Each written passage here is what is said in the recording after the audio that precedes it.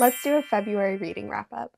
Starting off with my classic pick of the month, I read Sense and Sensibility by Jane Austen. I absolutely adored my time with this.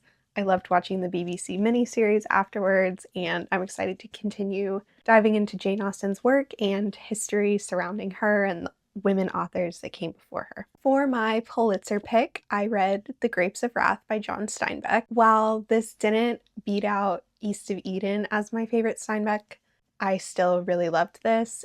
This story and the characters and the setting are so immersive. And when I finished this book, I found myself missing being with the Joad family. I read Golden Fool in February. This is the second book in the Tawny Man trilogy by Robin Hobb. Arguably, not a lot goes on plot-wise in this book, but I can read about these characters washing their laundry. I love the way that Robin Hobb writes day-to-day life, and there were so many little connections that came up in this book too.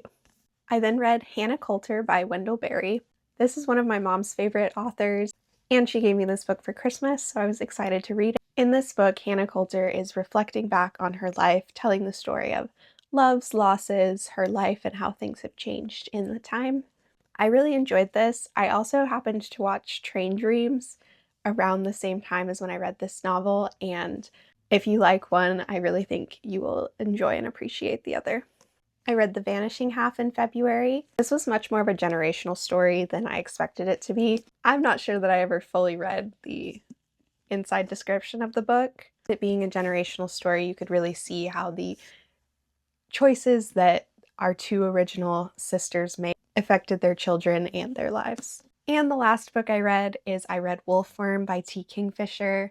I read an e-arc of this. It comes out in the end of March. It is a historical horror involving bugs, illustration, all kinds of things. It really made my skin crawl.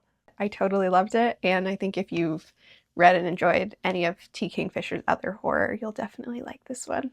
So with that, those are the 6 books that I read in February. Let me know if you've read any of these, and I'll see you next time.